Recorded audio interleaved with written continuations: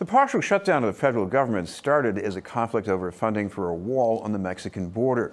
3 weeks later, the ripple effects are spreading far and wide, from concerns about air traffic safety and refunds on taxes to holdups on housing and food benefits. To tell us about the effects, especially on people in poverty, is the president and CEO of ABCD, John Drew. Thank you very much for being with us, John. Thank you. John, you're here at the ground level. What are you hearing from people about this? Well, it's like a slow-moving flat tire, I think, out here.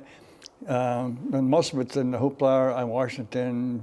Every night, the big people in media count down the day, and who's talking to who and all that. But on the ground, we're talking about school lunches. We're talking about food. We're talking about HUD being closed for many programs that help the elderly and they have to pay the rent. So landlords maybe feel like they're at risk, not going to take a risk maybe. If they don't get paid their rent, they can throw the tenants out. It's all going to come back and hurt people because of the insecurity of knowing whether this government will ever open. According to the President of the United States, he could keep it closed for a long time. Very dangerous. And we're seeing people now that don't know which way to go because obviously they have no place to go. And 800,000 government employees, people that live among us, our neighbors, didn't get a paycheck this week. And they won't get one another 2 weeks, a month. Now, can you imagine you didn't get a paycheck? What are you going to do now? So we said, hey, I said this morning at the State House, because we're actually got a lot of, hopefully, success in raising more money for heating assistance this winter from the legislature. And while I was there, I said, look, we're going to have more people come in who are laid off from government and didn't get paid this week. We want to see these people because they need help. The government has walked away from them. Whatever the reason, you can talk about a wall, and the bottom line is that the Congress of the United States, in my opinion, those who lead it have not done their job. They actually did vote to continue the whole government and got all the way, and they said the president won't sign it. Well, the standard that the president is invoking here is that there's a crisis, we need a wall because there's a crisis. What's it like for a person who depends on SNAP benefits to buy food at the supermarket? I mean, if they're in the checkout line this week or next week? Well, the ones that we see that probably will be, at least for this week, be more at risk would be the ones that go to the bodegas and small grocery stores. Because all they're hearing, the grocers, are, and it's happened before, food stamps are shut down.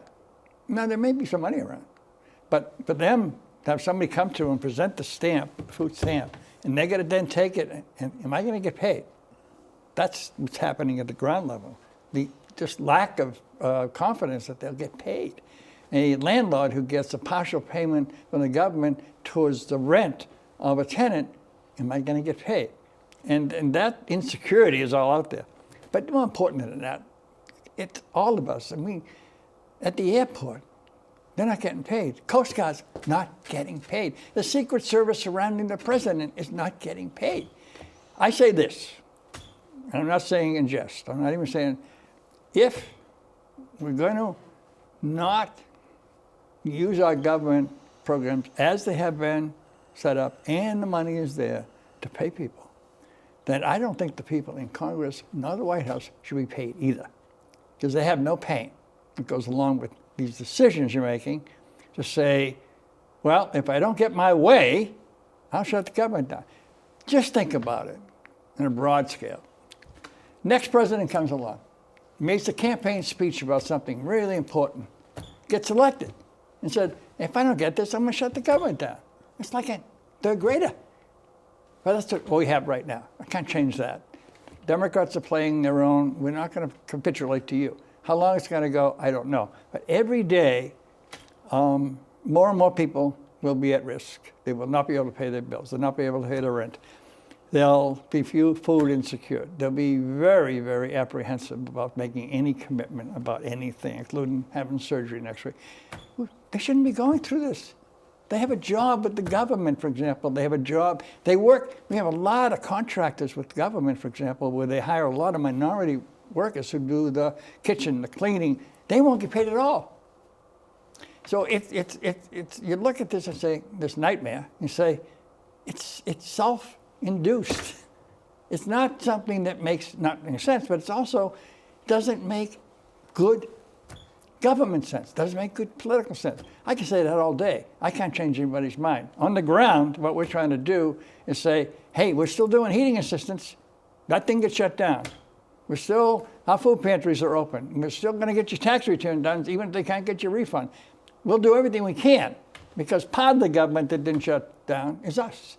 We're a part of it. We're all part of the government that did shut down.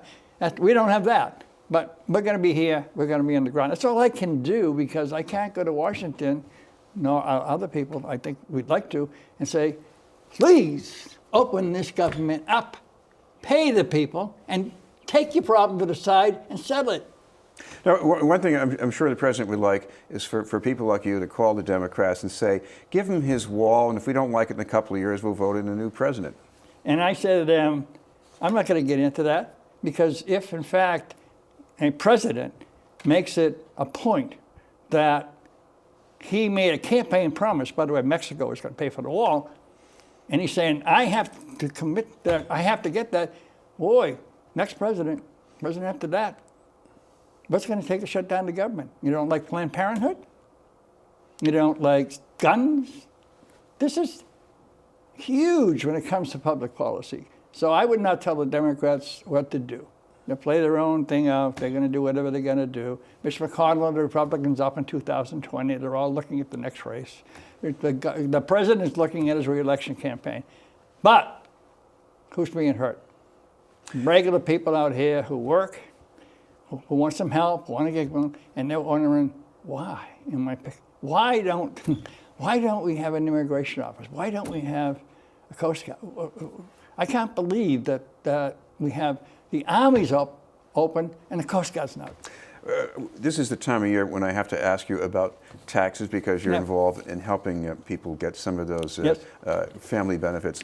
If people want to get the earned income tax credit, and some of them might need it pretty soon, what should they do right now? Well, first of all, I don't have everything with me, but we have a website. We are doing taxes, what's called the VITA. That's actually with the IRS online. And we do people's taxes for free. So a lot of people now, I've heard that, well, maybe we should go to that other place and pay a lot of money, because I'm not sure this will be here. We're here. We will be taking people in to do their taxes starting January 28th. It's about the time people get enough paperwork so they can do it.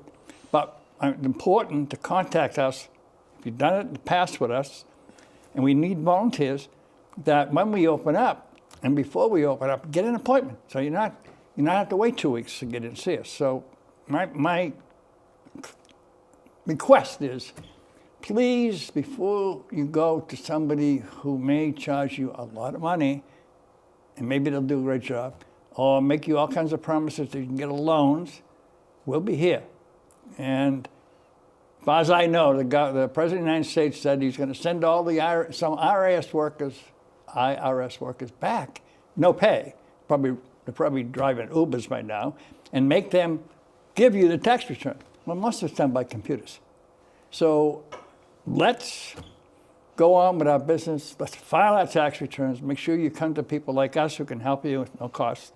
Train people, and you will get your return. When you get it, it's not something we can guarantee, but I think the administration particularly knows that people are yelling about refunds. They send people back to work. People are yelling about food. All of a sudden, they swept the closet in USDA and found another $5 billion.